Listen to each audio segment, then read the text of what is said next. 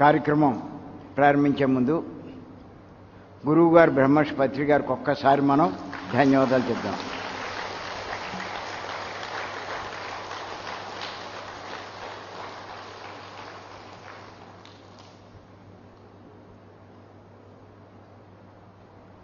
మన గంగారెడ్డి గారు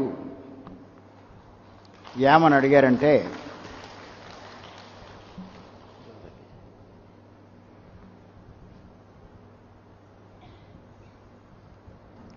ఈ ధ్యానం చేస్తే ఇన్ని లాభాలు ఎలా వస్తాయి, కళ్ళు మూసుకు కూర్చుంటే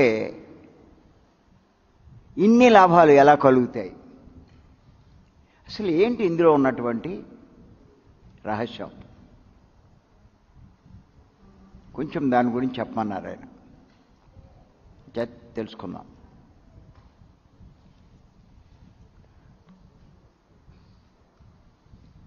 చూడండి,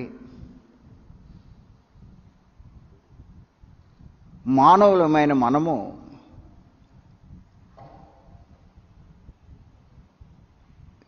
ఈ ధ్యాన సాధన చేస్తున్నాం.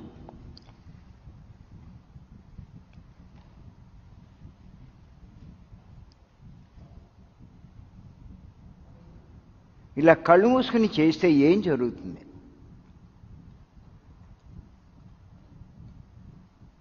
ముఖ్యంగా మానవుడు అంటే ఏంటో తెలుసుకోవాలి. మానవుడు అంటే మూడు కలిపి మానవుడు ఉంది. ఇది అర్థం కాకపోతే ఈ జ్ఞానం ఎందుకో కూడా అర్థం కాదు.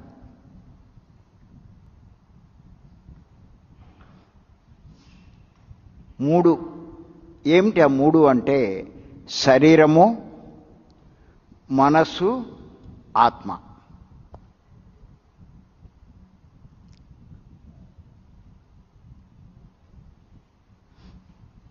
మీకు శరీరం అంటే తెలుసు, చూస్తున్నారు. మనసు అంటే కూడా తెలుసు, ఆలోచనలు వస్తూ ఉంటాయి. ఆ మనసు మిమ్మల్ని ఇబ్బంది పెడుతూ ఉంటుంది.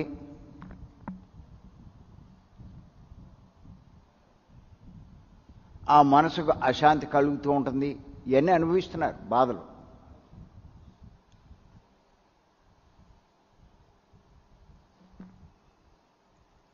అంతేకాదు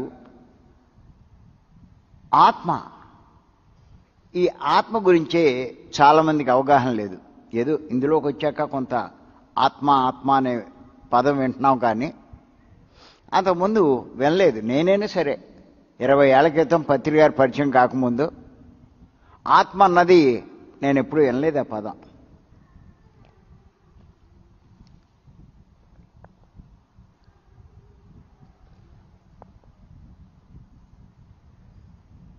ఆత్మ అంటే ఏంటి?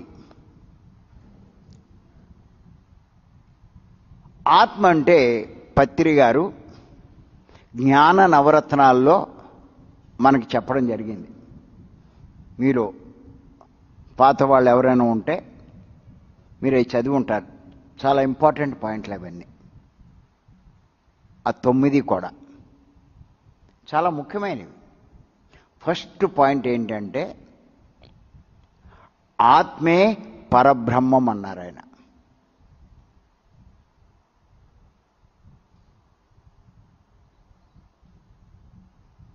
ఆత్మే పరబ్రహ్మం అన్నారు.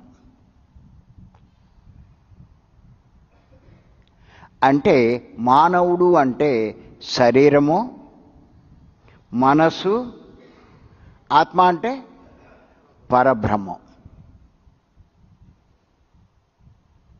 మూడు కలిపితేనే మానవుడు.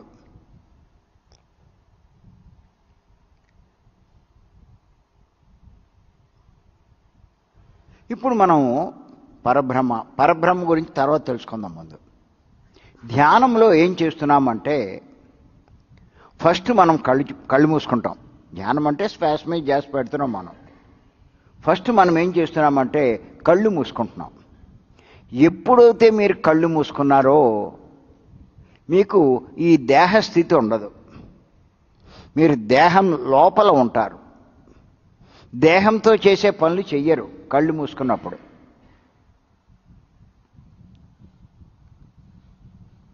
కళ్ళు మూసుకున్నప్పుడు మనం దేహం లోపల ఉన్నట్టు.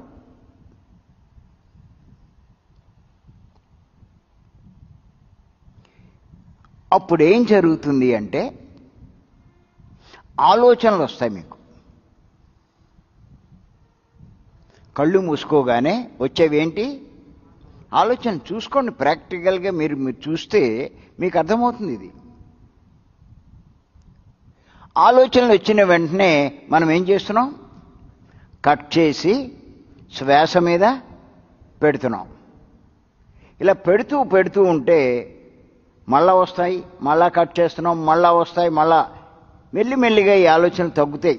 ప్రాక్టికల్గా మీరు చూస్తే కనుక తగ్గి తగ్గి వెంటనే తగ్గచ్చు, గంటలో తగ్గచ్చు, ఓ రోజులో తగ్గచ్చు, 2 రోజుల్లో తగ్గచ్చు, 3 రోజులు పట్టచ్చు, మొత్తమే తగ్గుతాయి మీరు పట్టుదలగా చేస్తే.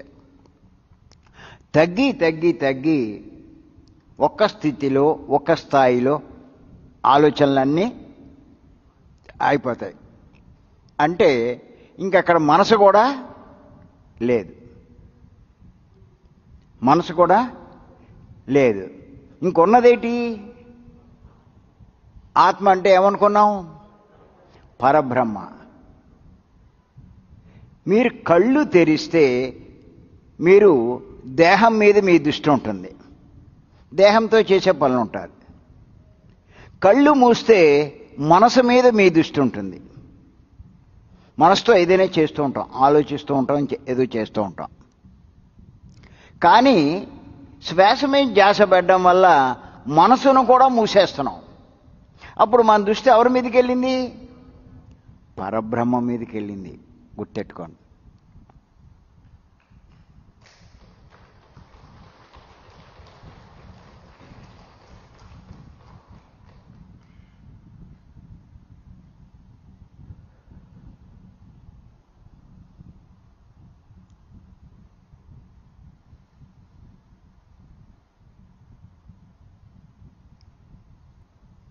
అందుచేత ఇన్ని రకాల లాభాలు మీరు పొందగలుగుతున్నారు. అంటే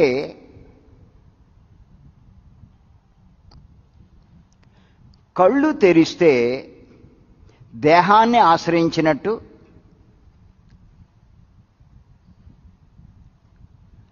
కళ్ళు మూస్తే మనసును ఆశ్రయించినట్టు, శ్వాస మీద ధ్యాస ఉంచి మనసును కూడా మూస్తే పరబ్రహ్మను ఆశ్రయించినట్టు.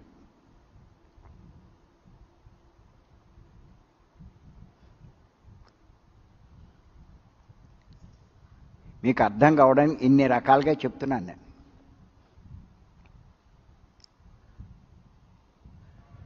మళ్ళా చెప్తున్నాను ఇంకో కోణంలో. కళ్ళు తెరిస్తే మీరు దేహంతో ఉన్నట్టు, కళ్ళు తెరిస్తే దేహంతో ఉన్నట్టు, కళ్ళు మూస్తే మనసుతో ఉన్నట్టు, శ్వాస మీద ధ్యాస ఉంచి మనసును కూడా మూస్తే ఎవరితో ఉన్నారు మీరు? పరబ్రహ్మతో ఉన్నట్టు. రాసుకోండి ఇవన్నీ పాయింట్లు.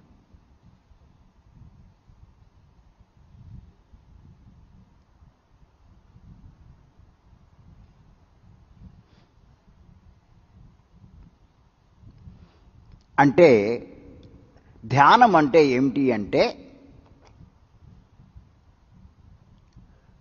పరబ్రహ్మను ఆశ్రయించినట్టు,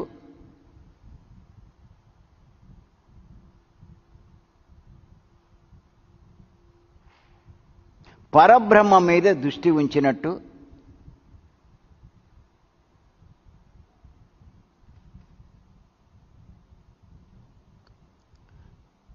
పరబ్రహ్మతో ఉన్నట్టు. ఇది అర్థం కాకపోతే ఇంకా మీరు చాలా జన్మలు తీసుకోవాలి. ఇది అర్థమవుతే మీరు ధన్యులే, అదృష్టవంతులే.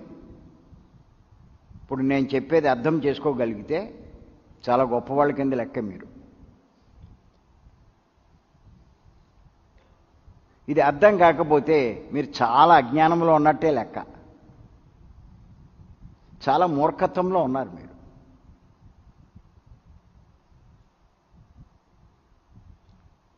ఇది అర్థమవుతే నేను చెప్పే ఈ టాపిక్ చాలా అదృష్టవంతులు మీరు. ధ్యానాన్ని వదలరు.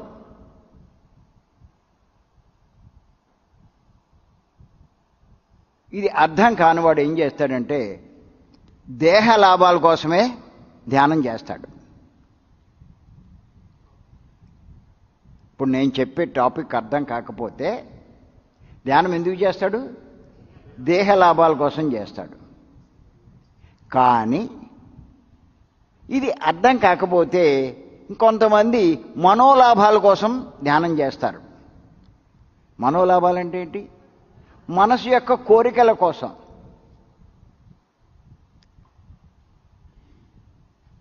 నేను చెప్పింది అర్థమవుతే ఈ రెండు లాభాల మీద దృష్టి పెట్టరు.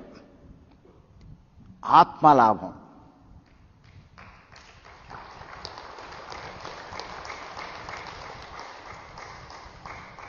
వీడు మోక్షాన్నే పొందుతాడు.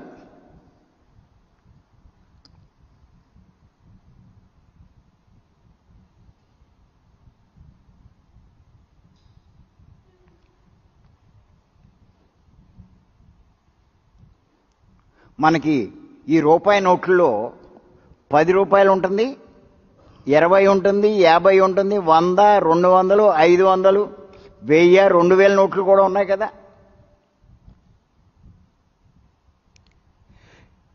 దేహ లాభాలు చూసేవాడు 10 రూపాయలు నోటు సంపాదించుకున్నట్టు, మనోలాభాలు చూసిన వాడు 20 రూపాయల నోటు సంపాదించుకున్నట్టు.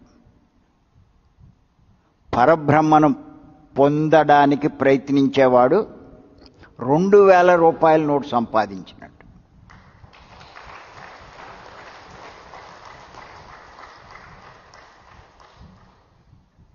నా టాపిక్ అర్థమవుతే అర్థమవుతుంది, లేకపోతే నేను చెప్పేది ఏం అర్థం కాదు.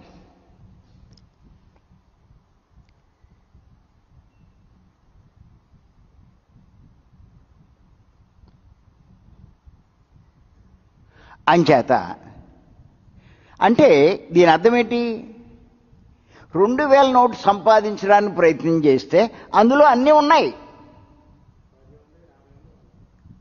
1000 రూపాయలు ఉంది, 500 ఉంది, 200 ఉంది, 100 ఉంది, 50 ఉంది, అన్నీ ఉన్నాయి. 20, 10 అన్నీ ఉన్నాయి లేవా? ఆ దగ్గర అన్నీ సంపాదించుకున్నట్టే.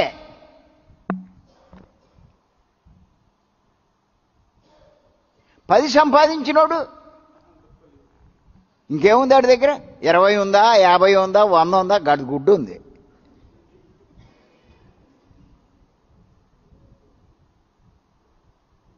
అంతే ఆడి పరిస్థితి. అక్కడికే తృప్తి పడిపోతున్నాడు. 10కి 20కి 2000 సంగతి తెలీదు.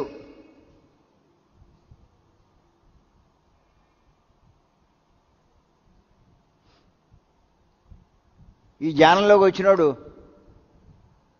ఆ స్థితి నాకెందుకండి, ఆ జ్ఞానం నాకెందుకండి, నాకు రోగం తగ్గితే చాలంటాడు. పిచ్చోడు. అని ఏం చేస్తాం మనం?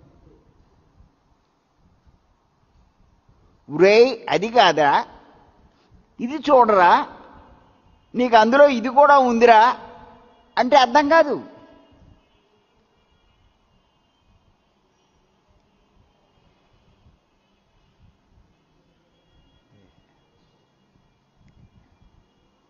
జ్ఞానం పొందితే సమస్తము వస్తాయండి. పరబ్రహ్మ జ్ఞానం పొందితే సమస్తము వస్తాయి, సమస్త లాభాలు వస్తాయి,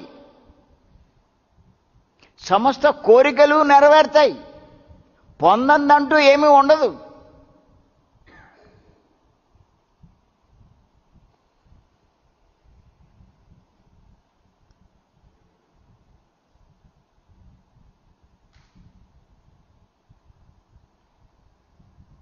అసలు మీరు పొందితేగా, పొందే ప్రయత్నం చేస్తేగా తెలియడానికి.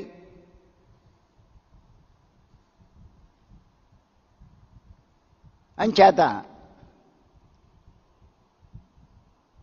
ఆ ప్రయత్నం చెయ్యాలి.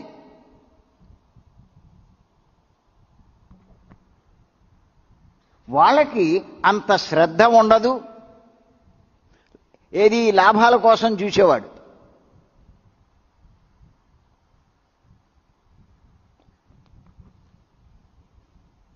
అంత పట్టుదల ఉండదు.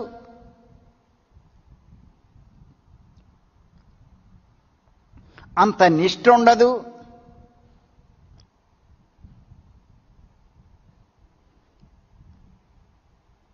నియమాలు పాటించరు.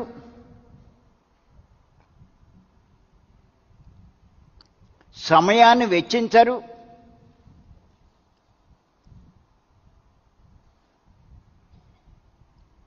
ఖాళీగా తిరగమంటే బ్రహ్మాండంగా తిరుగుతారు.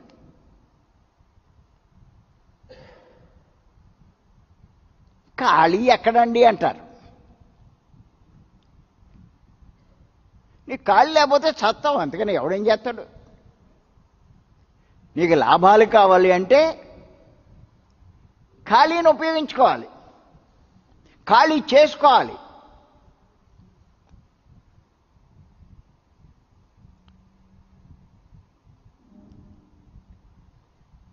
మీకు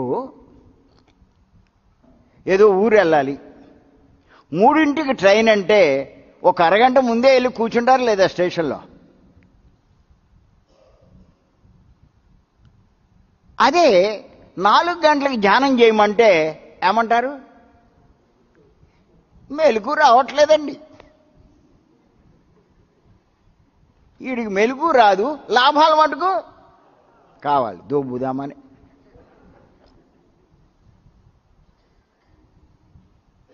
పొద్దున్నే 4 గంటలకు జూమ్లో లేకమంటాం, జాయిన్ అవ్వమంటాం.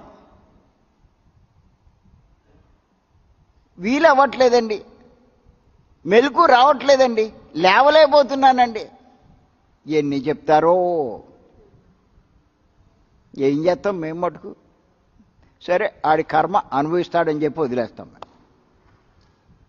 శ్రద్ధ పెట్టినవాడు సాధిస్తాడు, శ్రద్ధ లేనివాడు నష్టపోతాడు.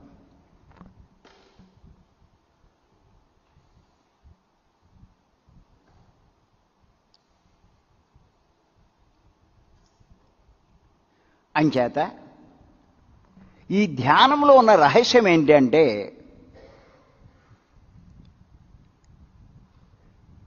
మీరు పరబ్రహ్మను ఆశ్రయిస్తున్నారు.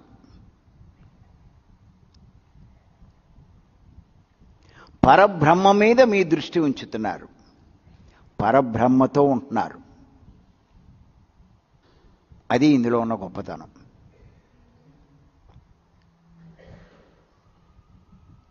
ఈ కొంతమందికి ఇది తెలియక రకరకాల ధ్యానాలు చెప్తారు. వాళ్ళు ఏం చేస్తారంటే కళ్ళు మూయిస్తారు. చాలామంది ఏంటంటే అభిప్రాయం, కళ్ళు మూస్తేనే ధ్యానం చేసినట్టు అనుకుంటారు. కళ్ళు మూస్తే ధ్యానం కాదు అన్న విషయం వాళ్ళకి అర్థం కాదు. కళ్ళు మూయించి రకరకాలు చేయిస్తారు. వాళ్ళు గైడెన్స్ ఇస్తారు, మాటలు మాట్లాడతారు, మనకు నచ్చే మాటలన్నీ చెప్తూ ఉంటారు, మనకు నచ్చేటట్టు చెయ్యమంటారు. అవన్నీ వీళ్ళకి ఎంతో తృప్తి కలిగిస్తాయి. కళ్ళు మూసుకున్నాక నీకు ఆ లోకాల్లోంచి ఎవరో వచ్చేస్తున్నారు, ఆయా లోకాల్లోంచి అస్ట్రల్ మాస్టర్స్ వచ్చేస్తారు, ఈ సూర్యలోకంలోంచి వస్తారు, ఆ చంద్రలోకంలోంచి వచ్చేస్తాడు, బాబాజీ వస్తాడని ఊహించేసుకో. నువ్వు ఊహిస్తే వచ్చేస్తాడు.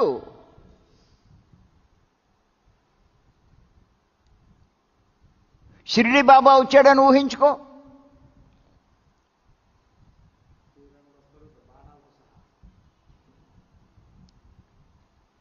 ఇలాగా ఆయన వచ్చి నీకు ఇది ఇచ్చాడని ఊహించుకో, అది ఇచ్చాడని ఊహించుకో, నీలో ఉన్నాయన్నీ తీసేశాడని అనుకో, పోయినాయి అనుకో, నీ చక్రాలు పైకి వెళ్ళిపోయినాయి అనుకో.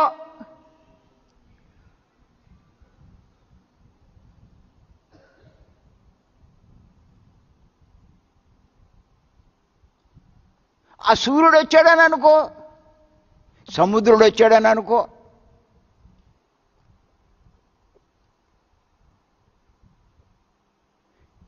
నీ గుణాలు తీసేసాడు అనుకో, చెడు గుణాలు, నీలో లోపాలన్నీ పోయినాయి అనుకో, అన్నీ అనుకుంటాడు.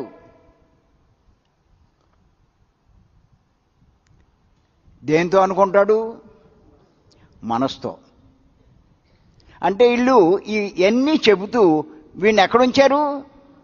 మనసు దగ్గర ఆపేశారు. మనసును దాటనిచ్చారా? లేదు. పరబ్రహ్మను చేరనిచ్చారా? లేదు. ఊహల్లోనే ఉంటాడు తప్ప పరబ్రహ్మను చేరలేడు. వాడు ఏమీ పొందలేడు. పొందినట్టు ఊహిస్తూ ఉంటాడు. మళ్ళా చెప్తారు, ఏమని చెప్తారు? ఆ గంట 2 గంటలు అయిపోయాక నీ అనుభవాలు చెప్పు అంటారు. అప్పుడు ఏం చెప్తారు కొంతమంది? నాకు సాయిబాబా కనిపించాడండి, రమ్మంటే వచ్చేసాడండి, ఆంజనేయ స్వామి వచ్చేసాడండి. వాళ్ళిద్దరూ కలిసి ఈవెండంట 2 చేతులు పట్టుకెళ్ళి లోకాలన్నీ తిప్పేశారంట. లోకాలన్నీ తిరిగి వచ్చేసిందంటే ఇవిడ.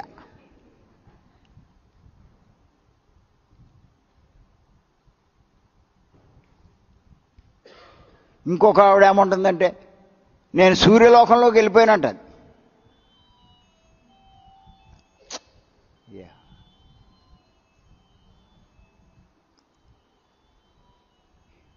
ఏమండి సూర్యలోకంలోకి ఇవిడు వెళ్ళిపోయింది అంటారు. నిజంగా వేసవకాలంలో సూర్యుడు కొంచెం దగ్గరకు వస్తే మన బతికెట్టి, కొంచెం దగ్గరకు వస్తేనే మాడి మనిషి అయిపోతారు. ఇంకా లోకంలోకి వెళ్తే వీళ్ళు ఉంటారా? వాళ్ళు చెప్పడము, జనాలు నమ్మడము.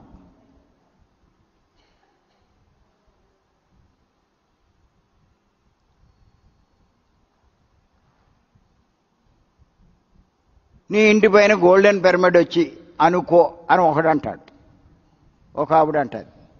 ఇంకోళ్ళు డైమండ్ పిరమిడ్ అంటారు.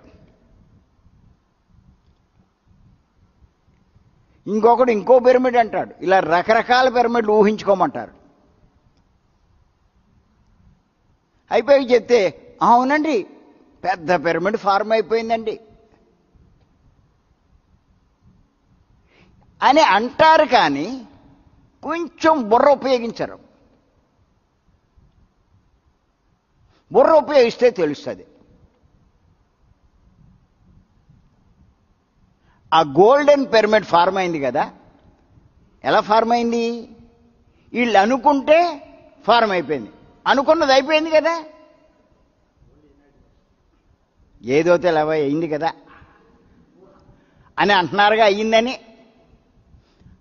అటువంటప్పుడు ఇంకోటి అనుకోవచ్చు. ఏమని? ఆ గోల్డెన్ పిరమిడ్లోంచి 1 కేజీ బంగారం వాళ్ళ గదిలో పడిందని అనుకోవాలి. ఈసారి మీరు అలా అనుకోండి. ఎంత సరిపోద్దా?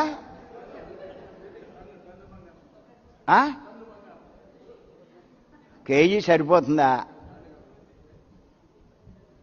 కాకపోతే 2 కేజీలు అనుకో, లేకపోతే 5 కేజీలు అనుకో, నష్టం ఏంటి? అనుకోవడమేగా.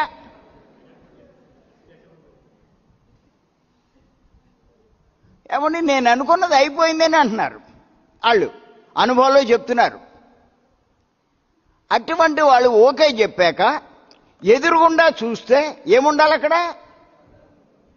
కేజీ బంగారం ముద్ద ఉండాలి. ఉంటే వీడు అనుకున్నది, వీడు చెప్పేది నిజం.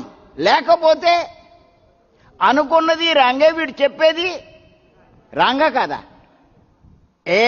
అది అనుకుంటే అయిపోయినప్పుడు ఇదెందుకు అవ్వదు? నా పాయింట్ ఏమన్నా అర్థమవుతుందో అర్థకోవట్లేదా?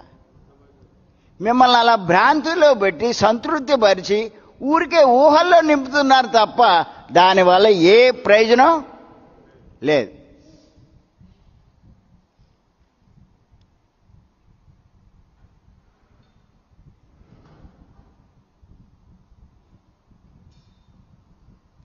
ఊహలు ఊహలే తప్ప వాస్తవాలు కాదు.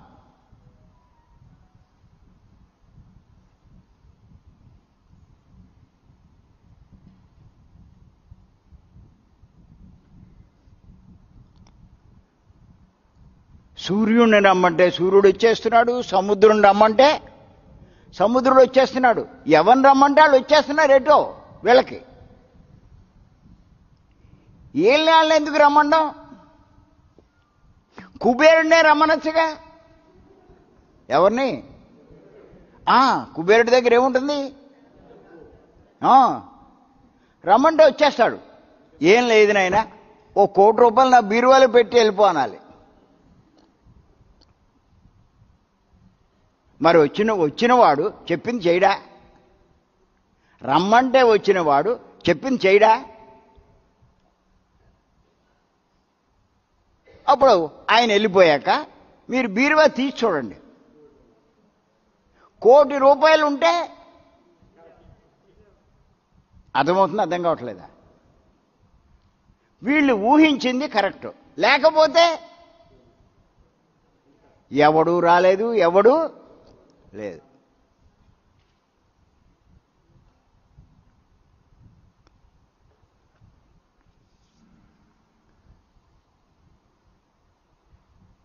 ఎవడో మాస్టర్ చేయించాలా మన చేత? మనం అనుకుంటే రాళ్ళా?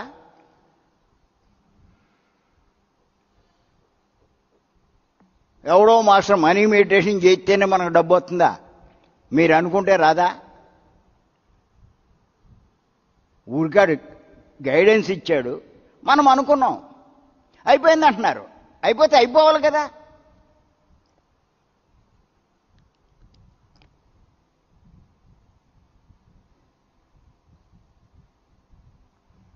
మనసుతో అనుకున్నవన్నీ వాస్తవాలు కావు, మనసులో అనుకున్నవి.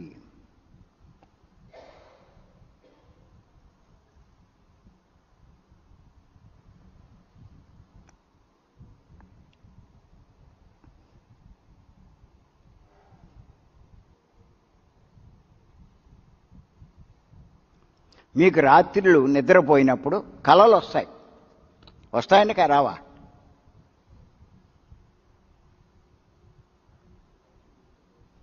ఆ కలలు కంటున్నంతసేపు మీరేమనుకుంటారు?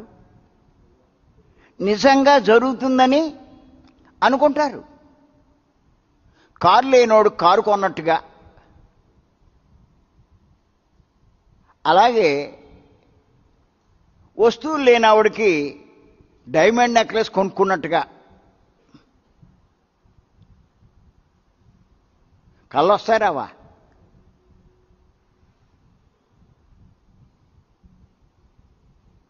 అలా ఎన్నో ఊహించుకుంటూ ఉంటారు. అవన్నీ అయిపోయినట్టుగా వస్తాయి. కళ్ళు తెరిస్తే ఏమీ ఉంటాయా? కలలో ఉన్నాయి ఏమైనా ఉంటాయా? కళ కంటున్నంతసేపు అయ్యి తర్వాత ఎందుకు లేవు? అవన్నీ మనసు యొక్క కల్పనలే కానీ అంతకన్నా ఏమీ కావు. కళలు అంటే మనసు కల్పించినవే, మనసు యొక్క కల్పితాలే, గుర్తెట్టుకోండి.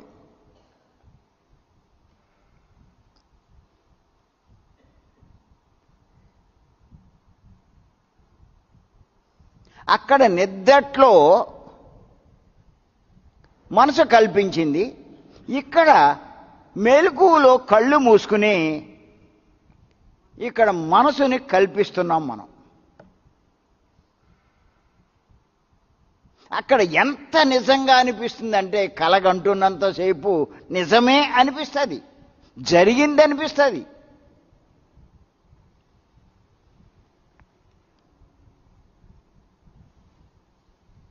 ఒకసారి పీడకలు కూడా వస్తాయి. ఆడెవడో కన్నం వేసినట్టు, కన్నం వేస్తే ఆయన పట్టుకున్నట్టు, పోలీసులు పట్టుకొని చెత కొడుతున్నట్టు. ఎవరు?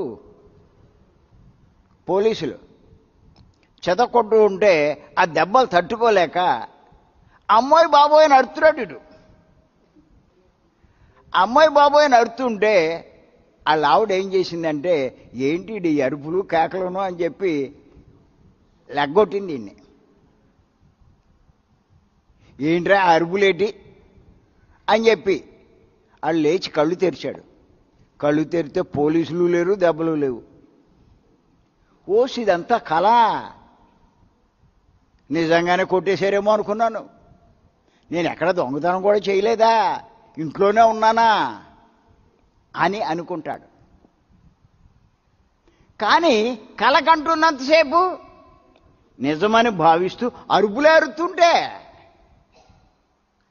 ఏంటండి ఈ అరుపులు ఇక్కడ పక్కమే పడుకుని అంటది ఆవిడ. ఓసిది కళ అంటాడు. అంటే ఎలా వచ్చింది ఆ కళ? మనసు యొక్క కల్పన. అది ఎక్కడ నిజమైంది?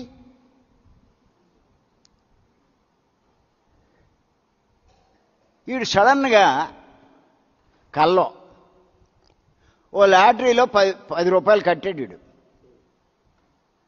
అనుకోకుండా ఆడికి 10 కోట్లు తగిలింది. ఎక్కడా? కల్లో నిజంగా తగులుతాయి అని మోకం.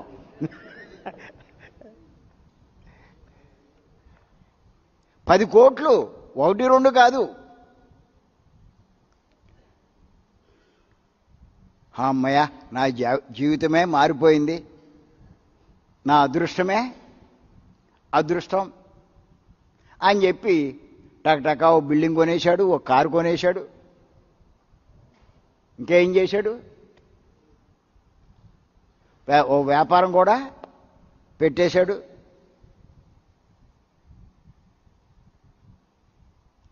మరి ఇంట్లో కూడా అన్ని సౌకర్యాలు పెట్టేశాడు. చాలా మురిసిపోతున్నాడు, నా జీవితం ఒక్కసారి మారిపోయిందని. ఈ లోపల వాళ్ళ ఆవిడ లేపింది. ఏమని? ఏంటా మొద్దు నిద్ర లేకండి, తెల్లారిపోయింది అంటారు. వీడు కళ్ళు తెరిచి, ఏటి ఇదంతా కళ, నేను ఇంకా 10 కోట్లు వచ్చేసినాయి అనుకున్నాను. 10 కోట్లు లేవు, బిల్డింగు లేదు, కారు లేదు, గడుగుడ్డు లేదు, ఏమీ లేదు. గుర్తెట్టుకోండి, ఇవన్నీ ఇక్కడ వాళ్ళు అనుకోమంటే అనుకుంటున్నారు. ఇవన్నీ కూడా రోజు అనుకుంటున్నాడు. కళలు వచ్చే కళలన్నీ కూడా ఎలాంటివి అంటే రోజు అనుకుంటాడు.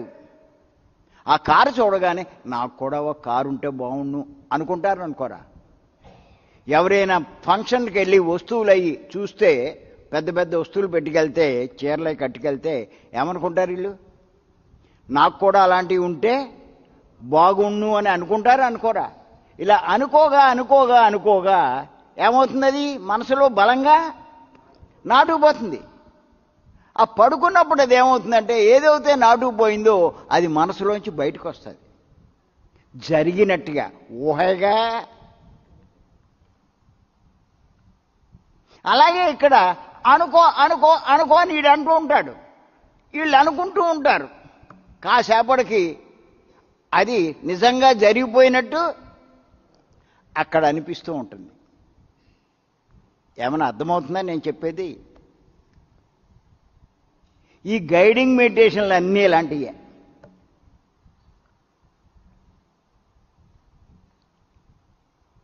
కొంతమంది మూర్ఖత్వంలో ఉంటారు, అదే వాళ్ళకి తృప్తిగా ఉంటుంది, దాని వెనకాలే పడతారు, వాస్తవంలోకి రారు.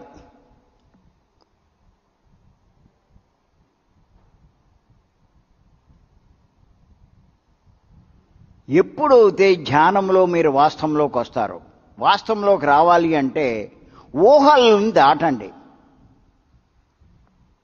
పరబ్రహ్మను ఆశ్రయించండి.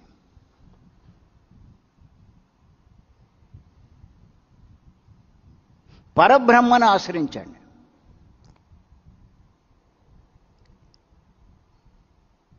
ఇప్పుడు అక్కడ మీరు అన్నీ వాస్తవాలు అవుతాయి.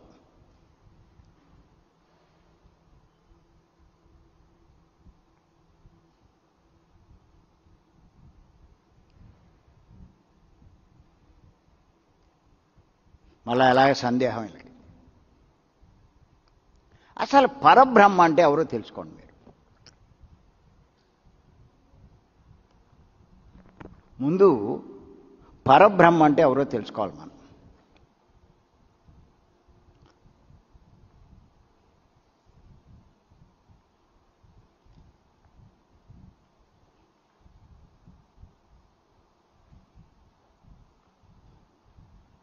పరబ్రహ్మ అంటే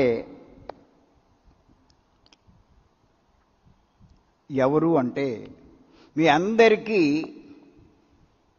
దేవుళ్ళు గొప్పవారని తెలుసు.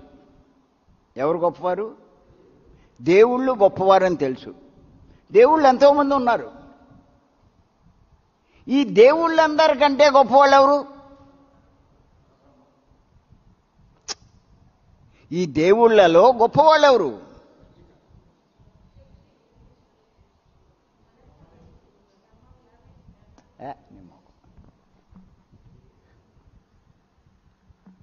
అంత నాలెడ్జ్ ఉంటే ఇక్కడ ఎందుకు ఉంటాం మనం?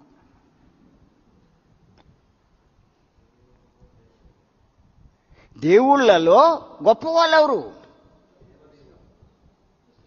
ఎవరు అంటే మనం ముగ్గురు పేర్లు చెప్పుకుంటాం. బ్రహ్మ, విష్ణు, మహేశ్వరుడు.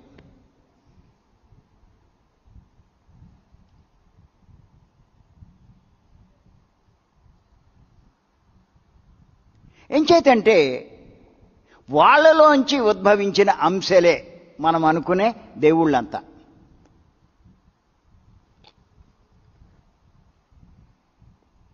దశావతారాలు అంటాం కదా, ఎవరి నుంచి ఉద్భవించాయి? విష్ణుమూర్తి నుంచి. అవునా? అది అంటే వీళ్ళకి మూలం ఎవరు? విష్ణుమూర్తి నుంచి వచ్చినవారు. అలాగే శివుడు, సాయిబాబాను కూడా, షిరిడి బాబాను కూడా శివుడి అంశ అంటారు. ఇలా ఎంతోమంది ఉన్నారు శివుడు అంశలు. అంచేత వీళ్ళందరికంటే గొప్పవాళ్ళు ఎవరు అంటే ముగ్గురే: బ్రహ్మ, విష్ణు, మహేశ్వరులు.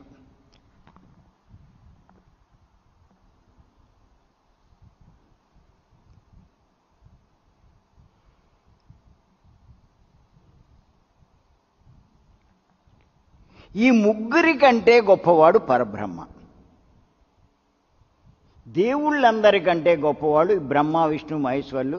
బ్రహ్మ, విష్ణు, మహేశ్వరుల కంటే కూడా గొప్పవాడు పరబ్రహ్మ.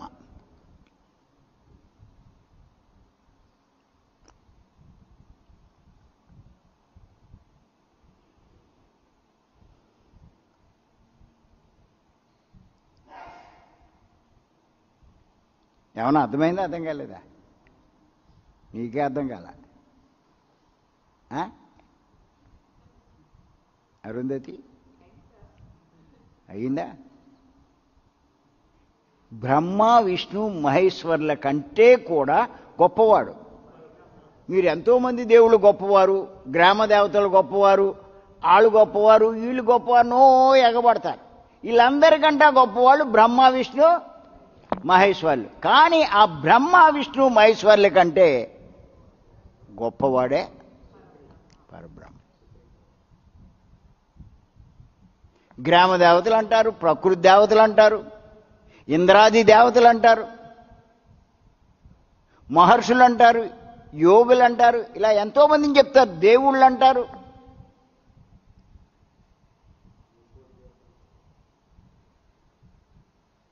వీళ్ళందరికంటే గొప్పవాడు బ్రహ్మ, విష్ణు, మహేశ్వరులు. వాళ్ళకంటే గొప్పవాడు పరబ్రహ్మ. ఏంటి ఆయనకి ఈయనకి తేడా? ఈ పరబ్రహ్మనే ముస్లింలు అల్లా అంటారు.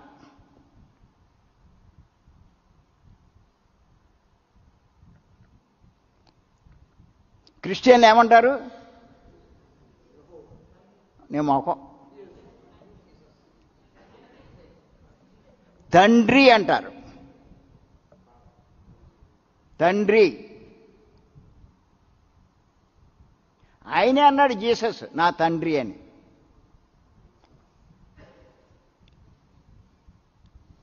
హిందువులు ఎన్నో పేర్లు పెడతారు. భగవంతుడు, పరమాత్మ, పరబ్రహ్మ, విశ్వాత్మ, సృష్టికర్త, లలితాదేవి, ఇలా ఎన్నో పేర్లు పెట్టుకున్నారు హిందువులు. అన్నీ ఒకటే, అన్నీ ఆయనే.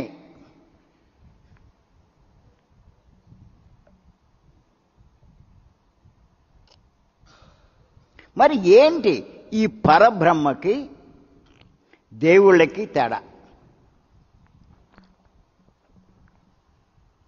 రాసుకొని చెప్తాను. మధు, ఆ బ్రహ్మజ్ఞానం పుస్తకాలు పట్టరా.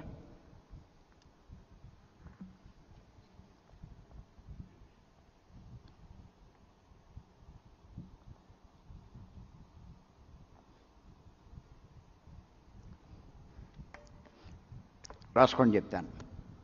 దేవుళ్ళు అనేక మంది,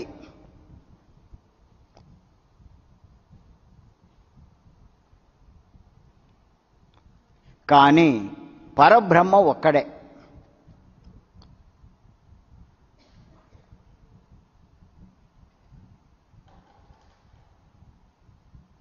దేవుళ్లకు రూపాలు ఉన్నాయి.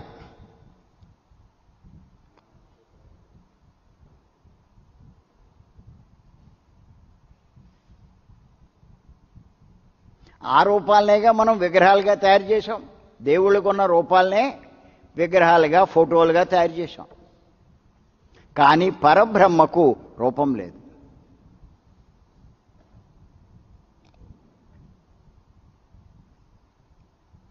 రూపాలున్న దేవుళ్లకు పేర్లు ఉన్నాయి.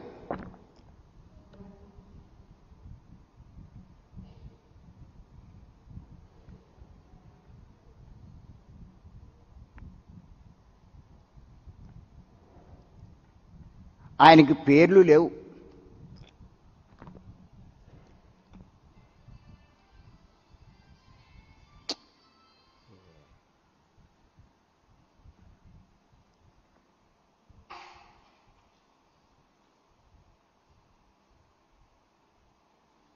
ఈ దేవుళ్ళందరూ ఏదో ఒక తల్లికి జన్మించిన వారే.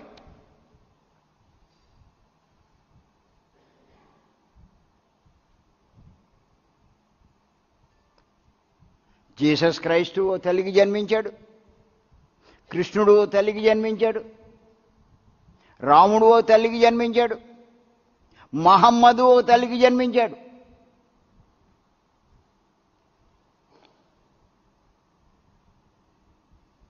బుద్ధుడు ఓ తల్లికి జన్మించాడు. దేవుళ్ళందరూ ఒక తల్లికి జన్మించిన వారే. కానీ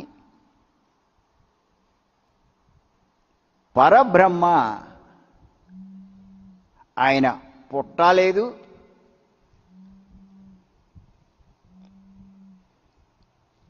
ఆయనకి చావు లేదు.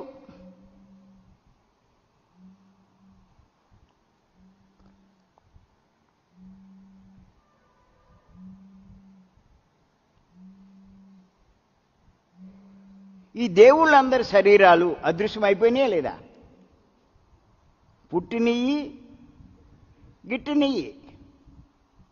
కానీ పరబ్రహ్మ పుట్టలేదు, ఆయనకి చావు లేదు.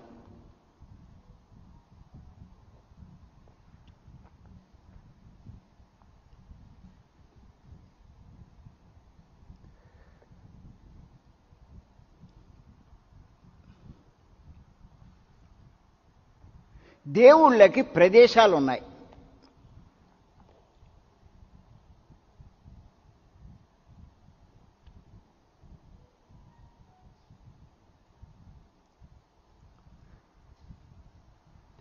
పరబ్రహ్మ అంతటా ఉన్నాడు.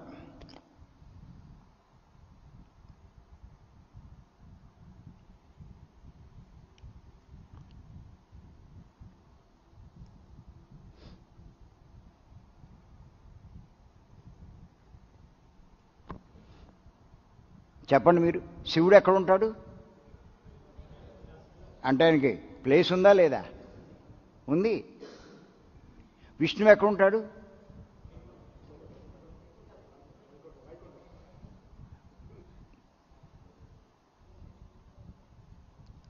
వైకుంఠంలో ఉంటాడు. బ్రహ్మ బ్రహ్మలోకం లేకపోతే సత్యలోకం. అంటే దేవుళ్ళకి ఒక ప్రదేశం ఉంది. మీరెక్కడున్నారు? ఆర్మూర్లో ఉన్నారు.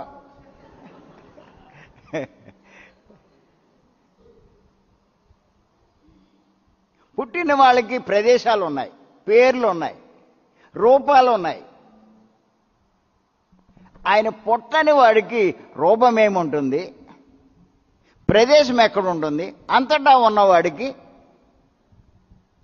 అటువంటి వాడు పరబ్రహ్మ.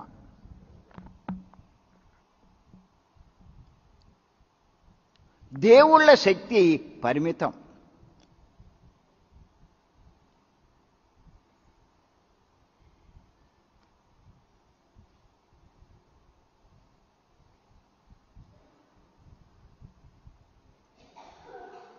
పరబ్రహ్మ శక్తి అనంతం.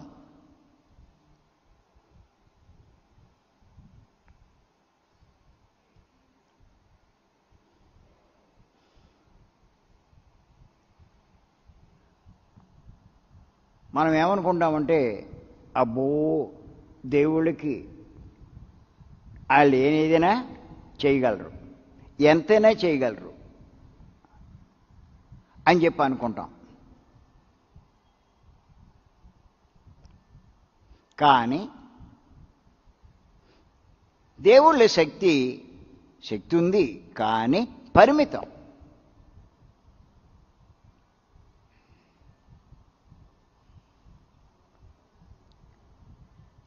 ఎగ్జాంపుల్ చెప్పమంటారా? పూర్వం ఋషులు, పూర్వకాలంలో రాక్షసులు ఈ దేవుళ్ళను ప్రత్యక్షం చేసుకోవడానికి తపస్సు చేసేవారు. అవునా? పురాణాల్లో మనం చదువుకున్నాం. వీళ్ళ తపస్సుకు మెచ్చి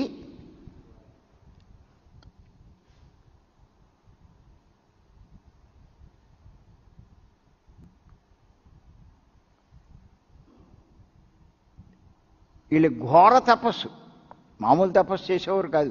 దేవుళ్ళు ప్రత్యక్షం అవ్వాలంటే ఇప్పుడు ఏదో మన పిరమిడ్ మాస్టర్లు ఊరికే వచ్చేస్తున్నారు, కానీ వచ్చేయమంటే వచ్చేస్తున్నారు. ఏ దేవుడు కావాలంటే ఆ దేవుడు వస్తున్నాడు. ఒకళ్ళు పిలుస్తుంటే ఇంకోటి వచ్చేస్తున్నాడు. ఇప్పుడు సాయిబాబాని పిలుస్తుంటే శివుడే వచ్చేస్తున్నాడంట. కొంచెం లోకు అయిపోయారు దేవుళ్ళు కానీ మన పిరమిడ్ మాస్టర్లకి. ఇదివరకు అలా కాదండి, ఘోర తపస్సు. వాళ్ళకి ఎన్నో పరీక్షలు పెట్టేవారు. నెలలు కాదు, సంవత్సరాల తరబడి అంత ఘోరంగా కూర్చున్నవాడు లేవకుండా, శరీరాన్ని ఎంతో కష్టపెడుతూ, తిండి లేకుండా, ఒంటికాల మీద నిలబడి 2 చేతులు ఎత్తి తపస్సు చేసేవారు లేదా? తల్లకిందులుగా కూడా తపస్సు చేసేవాళ్ళు ఉన్నారు. కాళ్ళు పైకెత్తి ఇంతలా నెలల తరబడి, సంవత్సరాల తరబడి చేస్తే వాళ్ళు ప్రత్యక్ష అవ్వడం చాలా కష్టం. ఏంటో ఇప్పుడు కళ్ళు మూసుకుని వచ్చేయంటే వచ్చేస్తున్నారు.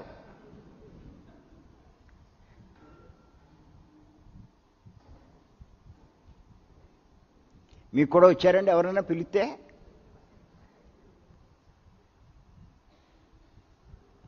చెప్పేస్తారు. 50 రోజులు పిచ్చోళ్ళు అవుతే నేనే చెప్తారు మీరు. వాళ్ళు అనుకోమన్నా మీరు అనుకోవడం. అబ్బా,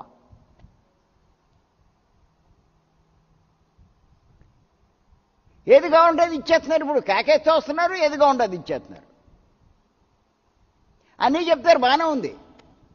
మర్నాడు హాస్పిటల్కి వెళ్ళిపోతారు. వీళ్ళే శివుని రప్పించుకున్న వాళ్ళు, సాయిబాబాని రప్పించుకున్న వాళ్ళే హాస్పిటల్కి వెళ్ళిపోతారు.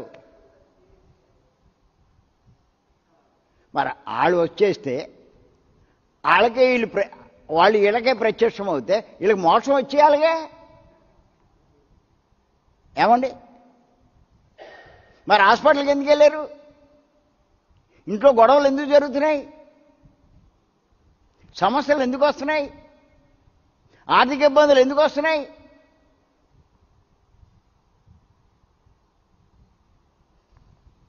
ఇన్ని చెప్తాది ఈవిడ. మొగుడికి ఆవిడికి పడదు.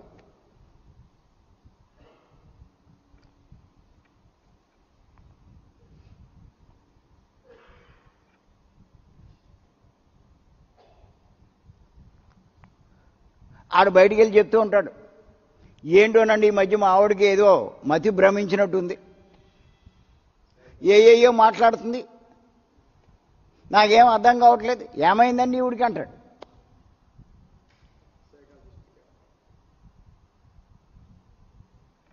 అలా అయిపోయారు కొంతమంది మనోళ్ళు.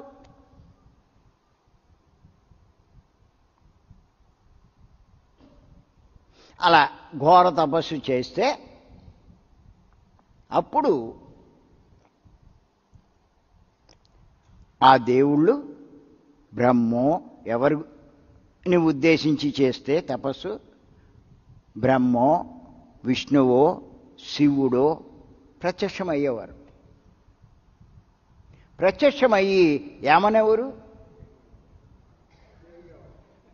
భక్త, ఏమి నీ కోరిక? మన సినిమాలో చూపిస్తారుగా.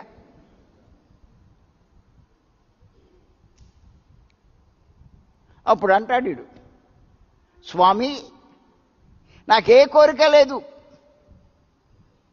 చావు లేని వరం ఒకటి అంటాడు. ఏం వరం? చావు లేని వరం.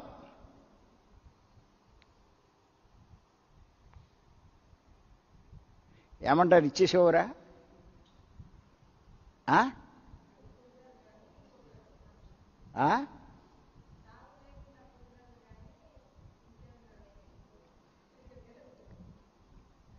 అప్పుడు ఏమంటారంటే వాళ్ళు, బాబు అది నా చేతిలో లేదు, ఇంకేదైనా కోరుకో. అది తప్ప ఇంకేదైనా కోరుకో. మరి మనం అనుకుంటాం కదా, దేవుళ్ళు ఏదైనా చేయగలరు, ఏదైనా ఇవ్వగలరు అని చెప్పి అనుకుంటాం కదా. మరి ఎందుకు ఇవ్వలేదు?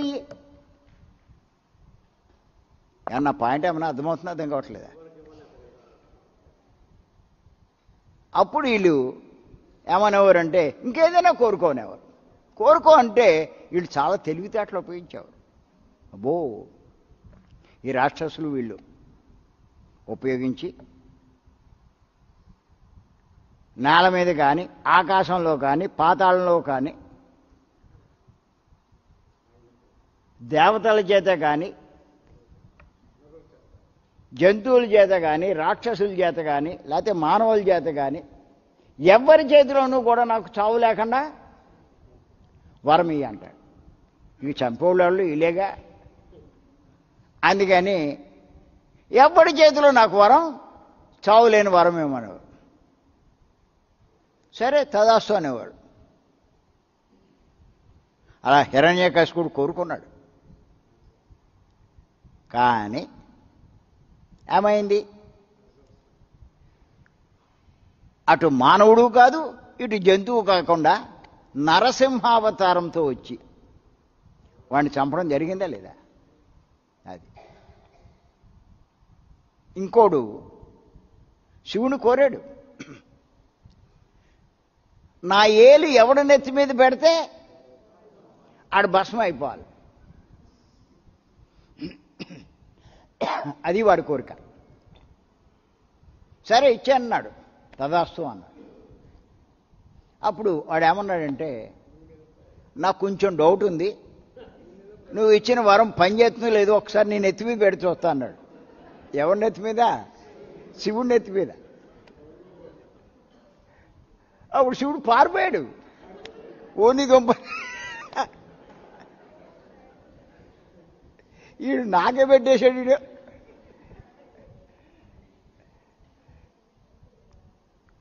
అప్పుడు విష్ణుమూర్తి మోహిని రూపంలో వచ్చి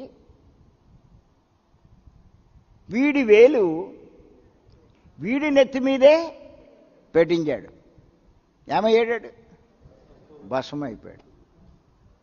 ఇలా ఎన్ని రకాల తెలివితేటలు ఉపయోగించినా వరాలు కోరుకున్న చివరికి అంతమైపోయారు.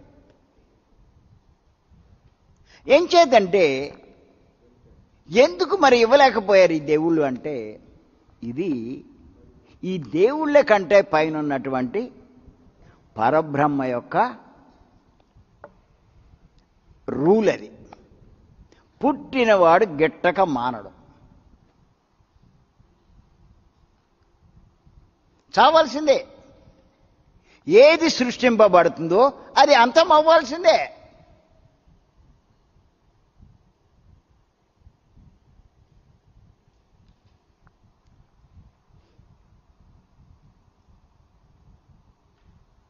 సృష్టింపబడిన ప్రతీదీ కొంతకాలమే పోషింపబడుతుంది, తర్వాత అది నశించిపోతుంది.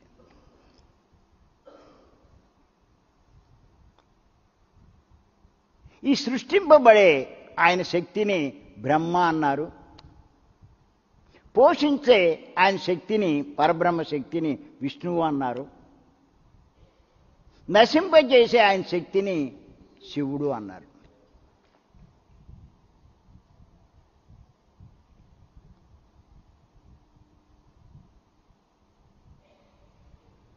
అంటే వీళ్ళంతా ఆయనలో భాగాలే.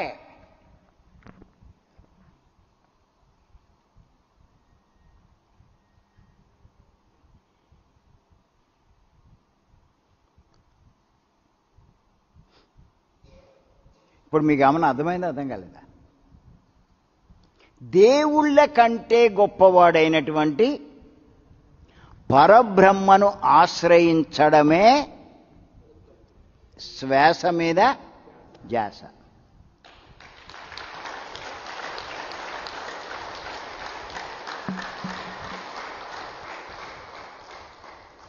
దేవుళ్ళని ఆశ్రయిస్తేనే ఎన్నో లాభాలు మీకు వచ్చేటట్టయితే అసలు పరబ్రహ్మను ఆశ్రయిస్తే ఇంకా రాందేముంటుంది చెప్పండి. నా పాయింట్ ఏమన్నా అర్థమవుతుందో అర్థం కావట్లా? ఆ పరబ్రహ్మను ఆశ్రయించే మార్గమే పత్రి గారు మనకిచ్చిన శ్వాస మీద ధ్యాస. ఇది ఎవరికి తెలియదు ఇప్పటిదాకా. పత్రి గారు వచ్చేదాకా మరి ఈ శ్వాస మీద ధ్యాస ఒక్కడితో ఆయన మొదలెడితే ఇన్ని కోట్ల మంది ఎందుకు అయ్యారు? ఇందులో ఉన్న రహస్యం అది. గుర్తుంచుకోండి, ధ్యానం అంటే పరబ్రహ్మను ఆశ్రయించడం. పెద్ద అక్షరాలతో రాసుకోండి.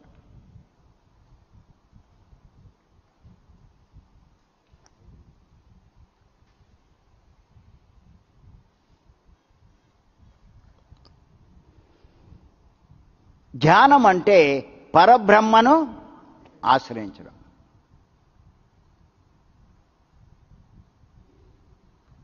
పరబ్రహ్మ మీద దృష్టి పెట్టడం.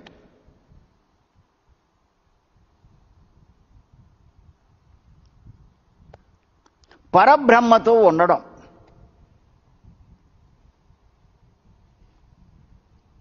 పరబ్రహ్మకు దగ్గర కావడం.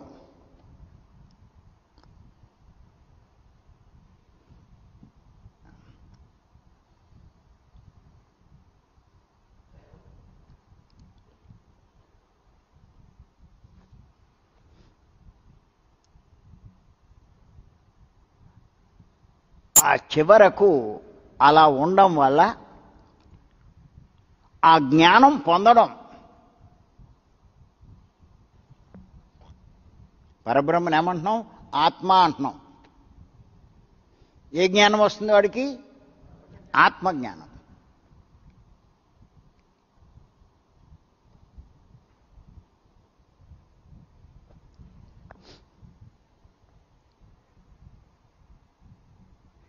ఇప్పుడు మేము అయ్యేగా చెప్తున్నాం. మేము క్లాసులు చెప్పామంటే ఆత్మ గురించి, ఆత్మజ్ఞానం గురించే తప్ప ఇంకేం చెప్పాం.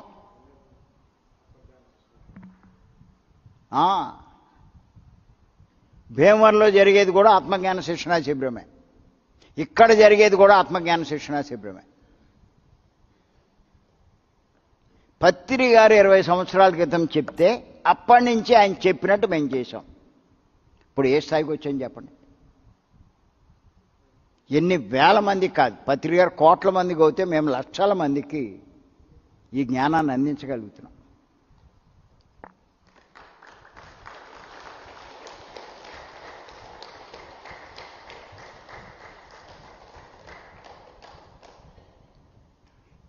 మీరు శ్వాస మీద ధ్యాస పెడితే మీరు అందిస్తారు, మీరు గొప్పవాళ్ళు అవుతారు. మీకు ఇది ఎక్కదు, పత్రి గారు చెప్పింది ఎక్కదు, ఎవడెవడో మాస్టర్లు చెప్తారు, అది ఎక్కి చేస్తుంది. మనీ మెడిటేషన్లు ఎక్కుతాయి, సంకల్ప ధ్యానాలు ఎక్కుతాయి, యాస్ట్రల్ సర్జరీస్ ఎక్కుతుంది. ఎలా ఉంటారు అలాగే ఉండి చేస్తారు అంతే.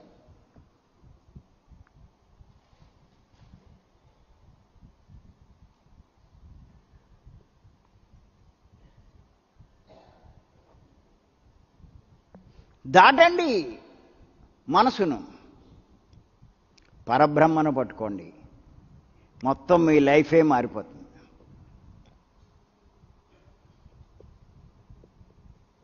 ఇందులో ఉన్న రహస్యం అదే సార్. శ్వాస మీద ధ్యాసలో ఉన్న రహస్యం ఏంటంటే, శ్వాస మీద ధ్యాస పెట్టినవాడు ఖచ్చితంగా పరబ్రహ్మను ఆశ్రయించిన వాడు అవుతాడు. వాడు పొందలేని లాభం అంటూ లేదు. మీరేమో సరిగ్గా తెలుసుకోక, నియమాలు పాటించక, మరి ఆ రకమైన శ్రద్ధ లేక, సమయం కేటాయించక, ఏదో ఆడుతూ పాడుతూ ఖాళీగా ఉన్నప్పుడు కాసేపు కళ్ళు మూస్తే ఏమొచ్చేస్తుందండి దొబ్బుదామని. కష్టపడకుండా వచ్చేయాలి, పట్టుకుపోదురు కానీ పట్టుకెళ్ళండి. ఎవడైనా ఇచ్చేస్తే, ఎవడెత్తాడు? ఇస్తానని మిమ్మల్ని దోచుకుంటాడు అంతే. ఇలాంటి వాళ్ళు ఎక్కువయ్యారు. ఖచ్చితంగా ఇస్తానన్నవాడు మిమ్మల్ని దోచుకున్నట్టే లెక్కేసుకోండి. ముందు తెలీదు, అటు దోచుకున్నాక తెలుస్తుంది. వాళ్ళ దగ్గరికి వీళ్ళ దగ్గరికి వెళ్ళి ఏడుస్తారు. ఏడితే మటుకు ఎవడేం చేస్తాడు?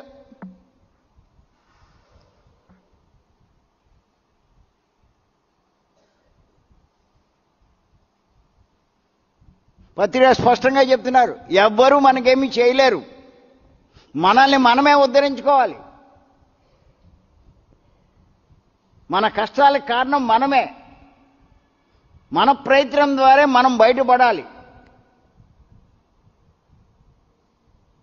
ఇవన్నీ ఎప్పుడు అర్థమవుతాయి? భీమవరం వస్తే అర్థమవుతాయి. అర్థమైందా? చేత ఇంత అద్భుతమైనటువంటి గొప్ప మార్గాన్ని మనకు అందించిన గురువు గారు పత్రి గారికి ఒకసారి మనం ధన్యవాదాలు చెప్తాం.